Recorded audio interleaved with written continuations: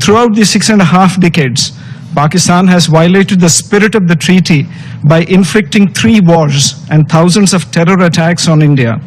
In the last 4 decades, more than 20,000 Indian lives have been lost. India के जो ambassador हैं UN के अंदर, उन्होंने भी स्टेटमेंट दाग दी है पाकिस्तान के खिलाफ, वहीं से बैठ के फायर चला दिया है। It is against this backdrop that India has finally announced that the treaty will be in abeyance until Pakistan, which is a global epicenter of terror, credibly and irrevocably ends its support for cross-border terrorism. ये बहुत बड़ी statement है, इसको मैं बयान नहीं कर सकता, मेरे पास अल्फाज नहीं है कि ये कितनी बड़ी और तगड़ी स्टेटमेंट। इस वक्त इंडिया का एक भरपूर डिप्लोमेटिक मिशन जो कि 59 मेंबर्स ऑफ पार्लियामेंट पर, इंडिया का जितना ज्यादा डिप्लोमेटिक क्लाउड मौजूद है, इंडिया को तो कोई सपोर्ट मांगने की जरूरत नहीं है।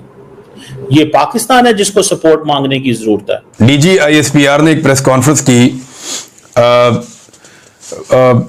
सेक्रेटरी दाखिला के साथ बैठ के। दूसरी तरफ नरेंद्र मोदी इलेक्शन रैलीज के अंदर ये कहते हुए पाए गए हैं कि मेरे रगों के अंदर या मेरी नसों के अंदर लहू नहीं है बल्कि संदूर बह रहा है। जो मैंने देखी, एक तो उन्होंने कहा जी पाकिस्तान में मीडिया आजाद है, ये डीजी आईएसपीआर का क्लेम है कि ना पाकिस्तान में मीडिया बिल्कुल आजाद है, इंडिया में मीडिया जो है वो कंट्रोल्ड है। इस वक्त पाकिस्तान को टॉक्स चाहिए हिंदुस्तान के साथ, हिंदुस्तान को पाकिस्तान के साथ टॉक्स में कोई फौरी तौर पर उनको दिलचस्पी भी नहीं है, ना उनको अर्जेंसी है। 33 countries, can you imagine, 33 countries में इंडिया ने पाकिस्तान के खिलाफ ये सिफारती मिशन भेजा है। पाकिस्तान में मीडिया आजाद नहीं है।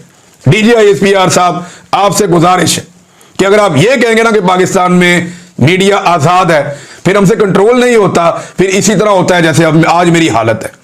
इस जख्मी हालत में बैठ के मैं वीलॉग कर रहा हूं, डॉक्टर ने मुझे बोला था नहीं करी। 10 मई को पाकिस्तान को डेस्परेटली सीज फायर की जरूरत थी, जो अमेरिका ने दिलाया, जिसके बारे में पाकिस्तान के लोगों को ये बताया गया कि हिंदुस्तान जो है वो एड़ियां रगड़ रहा था सीज फायर के लिए, जो सही नहीं है। इस वक्त पाकिस्तान को टॉक्स चाहिए हिंदुस्तान के साथ, हिंदुस्तान को पाकिस्तान के साथ टॉक्स में कोई फौरी तौर पर उनको दिलचस्पी भी नहीं है, ना उनको अर्जेंसी है।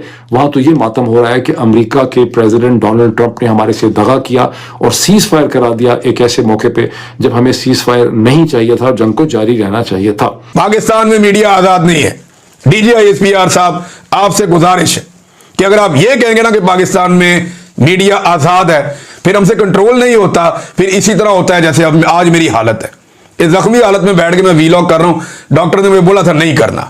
मैं सिर्फ इसीलिए कर रहा हूं कि यह बर्दाश्त नहीं होता। मीडिया को मार मार के दुम्बा बना दिया। वहां फौजी अफसरान आते हैं हमारे पास, आके कहते हैं जी फलानी सियासी जमात को सपोर्ट कर दो, हम तुम्हें छोड़ देंगे, इस कैद से निकाल देंगे। और अल्लाह का वास्ता, कुछ भी कहें, इंडिया से लड़ें, उससे लड़ें, हमें मारना है, जो गद्दार कहना कहें, लेकिन यह ना कहें कि मीडिया आजाद है। पाकिस्तान में ना मीडिया आजाद है, ना अदलिया आजाद है, ना पार्लिमान आजाद है, ना वजीर आजम आजाद है, कोई आजाद नहीं है। अब यहाँ पे आप गोल क्या देख रहे हैं, क्यों हो रहा है सारा कुछ? यहाँ पर पाकिस्तानी साइड जो है वो एक फाइल और एविडेंस बना रही है हिंदुस्तान की पाकिस्तान के अंदर इन्वॉल्वमेंट का, ताकि अगर मुमकिना मीटिंग हो सके पाकिस्तान और हिंदुस्तान के नेशनल सिक्योरिटी एडवाइजर्स के दरमियान, तो पाकिस्तान के पास भी एक फोल्डर हो बातचीत करने के लिए। अच्छा, ये इसकी बड़ी सिग्निफिकेंस है। इसकी सिग्निफिकेंस ये है कि जब एनएसए की मीटिंग्स होंगी तो दोनों एनएसएस को अपनी अपनी जगह तो पता होगा। पाकिस्तान के एनएसए को अच्छी तरह से पता होगा कि पहलगाम हमने किया है, ये नहीं किया, ये किसने किया है। और हिंदुस्तान के एनएसए को भी पता होगा कि पहलगाम हमने किया है, ये पाकिस्तान ने किया है, ये कश्मीरियों ने किया है। इसी तरह जाफर एक्सप्रेस का भी अजीत डोवाल को पता होगा कि उसमें उनका हाथ है कि नहीं है, पाकिस्तानी साइड को भी पता होगा कि उनका हाथ है कि नहीं है। जब ऐसी मीटिंग्स, इनविजिबल मीटिंग्स होती हैं जहां दो सीरियस लोग, दोनों बहुत सीरियस लोग हैं, दोनों बहुत इन्फॉर्म्ड हैं, तो फिर वो ये बात कर सकते हैं कि देखें अगर आपने ये किया, हमने ये किया, तो फिर आप ये ना करें तो हम भी ये ना करेंगे।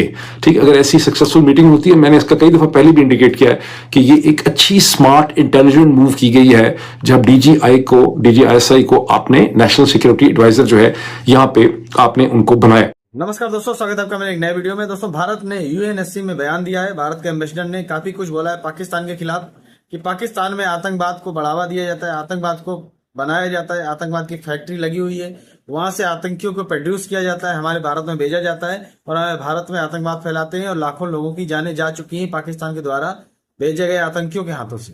अगर आजादी के बाद से बात करें तो पाकिस्तान के द्वारा ही हमारे भारत में दहशतगर्दी चालू हुई है। उससे पहले हमारे देश में दहशतगर्दी नहीं थी। उससे पहले हमारे देश में कोई भी आतंकवादी के नाम पे कोई जानता नहीं था, लेकिन जब से ये पाकिस्तान पैदा हुआ है उसके साथ ये आतंकवादी पैदा हुए। तो इन आतंकियों ने हमारे देश में काफी निर्दोष लोगों की जान ली है। और हमारे जो यूएनएससी में एम्बेसडर, इन्होंने बहुत लताड़ लगाई इन पाकिस्तानियों को। तो पाकिस्तानी कमर चीमा समेत काफी ऐसे पाकिस्तानी मीडिया कर्मी है जो बौखला रहे हैं, नाराज हो रहे हैं, पाकिस्तान के अंदर अपनी जो हालत है उसके ऊपर बात नहीं कर रहे हैं। पाकिस्तान में खुलेआम टेरर कैंप चलते हैं, खुलेआम ट्रेनिंग दी जाती है, भारत के खिलाफ आतंकवाद फैलाने के लिए लड़कों को तैयार किया जाता है। इसके ऊपर काम नहीं कर रही पाकिस्तानी सरकार ना पाकिस्तान की सेना। पाकिस्तान की सेना तो वहां पे प्रोड्यूस करवा ही रही है। चलिए ये वीडियो देखते हैं और मैं मिलता हूँ वीडियो के अंत में। India has always acted in a responsible manner as an upper riparian state. I would like to highlight 4 aspects to expose the disinformation of Pakistan. First, India entered into the Indus Water Treaty 65 years ago in good faith. The preamble of the treaty describes that the treaty was concluded in a spirit of goodwill and friendship.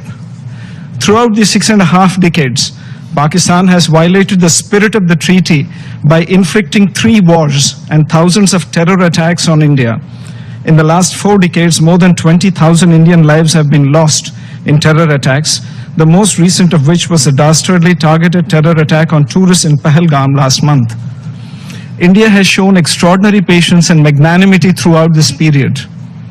Pakistan's state-sponsored cross-border terrorism in India seeks to hold hostage the lives of civilians, religious harmony, and economic prosperity. Second, in these 65 years, far-reaching fundamental changes have taken place not only in terms of escalating security concerns through cross-border terror attacks, but also growing requirements for producing clean energy, climate change, and demographic change. Technology for dam infrastructure has transformed to ensure safety and efficiency of operations and water use. Some of the old dams are facing serious safety concerns. However, Pakistan has continued to block consistently any changes to this infrastructure and any modifications of the provisions which is permissible under the treaty. In fact, in 2012, terrorists even attacked the Tulbul navigation project in Jammu and Kashmir. These cynical acts continue to endanger safety of our projects and lives of civilians. Third, India has formally asked Pakistan to discuss the modifications of the treaty on several occasions in the past 2 years. However, Pakistan continues to reject these, and Pakistan's obstructionist approach continues to prevent the exercise of full utilization of the legitimate rights by India. Four, it is against this backdrop that India has finally announced that the treaty will be in abeyance until Pakistan, which is a global epicenter of terror, credibly and irrevocably ends its support for cross-border terrorism. It is clear that it is Pakistan which remains in violation of the Indus Water Treaty. तो दोस्तों देखा आपने video कैसे पाकिस्तानी बौखलाए हुए हैं। कमर चीमा, खासकर कमर चीमा हमेशा पाकिस्तान के फेवर की बात करेगा और अपने आप को निष्पक्ष पत्रकार बोलता है।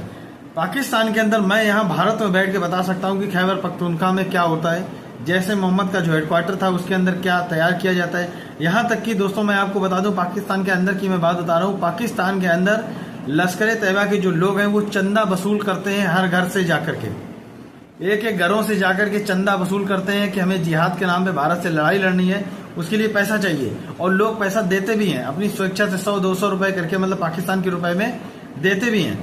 पाकिस्तान के जो लोग हैं वो भी नहीं चाहते हैं कि भारत से रिश्ते सही हो, वो भी चाहते हैं हमारे यहाँ पे आतंकवाद को बढ़ावा मिले, आतंकी तैयार हो और हमारे लड़के जाएं भारत के अंदर जाकर के जिहाद फैलाएं, भारत के लोगों को मारें। पाकिस्तान के लोग अगर सुधर जाएं, पाकिस्तान के लोग अगर इसके ऊपर आवाज उठाएं, पाकिस्तान की सेना के खिलाफ आवाज उठाएं, प्रदर्शन करें, पाकिस्तान गवर्नमेंट के खिलाफ आवाज उठाएं, तो हो सकता है कि एक बार पाकिस्तान सुधर सकता है, स्टेबलिश देश बन सकता है। पाकिस्तान धीरे धीरे जो इस गतिविधि में शामिल रहा है आजादी के बाद से, अब पूरा टोटली आतंकी देश बन गया है। दुनिया भर में अगर कहीं पर भी आतंकवाद की कोई घटना होती है तो उसमें पाकिस्तान का कोई ना कोई हाथ जरूर होता है, या तो आतंकवाद होगा या उसको मॉडलिंग की गई होगी या उसकी प्रोग्रामिंग की गई होगी, कुछ ना कुछ हाथ पाकिस्तान का जरूर होता है। तो पाकिस्तानी सुधरने का नाम नहीं ले रहे हैं, भारत से लड़ाई करते करते बर्बाद हो गए हैं, लेकिन सुधरने का नाम नहीं ले रहे हैं। आज यूएनएससी में भारत ने बहुत मजबूती से अपना पक्ष रखा है और सारी बात बताई है कि पाकिस्तान की वजह से हमारे देश में किस तरीके से आतंकवाद की वजह से लोगों ने जाने गंवाई है।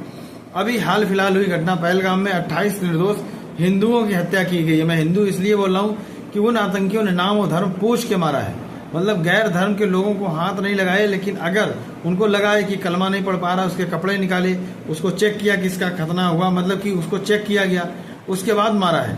तो इसको मैं हिंदू इसलिए बोल रहा हूँ ये जो पाकिस्तान की सोच है एक जिहादी सोच है, और जो भी ये पाकिस्तानी मुझे वीडियो देख रहे हैं उस पर एग्री जरूर होंगे। भले कमेंट में मेरे खिलाफ जहर उगले, लेकिन एग्री जरूर, मैंने बिल्कुल बात सही बोली है। तो पाकिस्तानी भी बौखलाए हुए हैं कि भारत ने इतना मजबूती से अपना पक्ष क्यों रखा है। बाकी दोस्तों आप लोगों ने पूरा वीडियो देखा ही, अगर आपने चैनल नहीं सब्सक्राइब किया तो कृपया चैनल सब्सक्राइब करें, वीडियो को लाइक करें, वीडियो शेयर करें। मिलते हैं नेक्स्ट वीडियो में, तब तक के लिए जय हिंद, वंदे मातरम।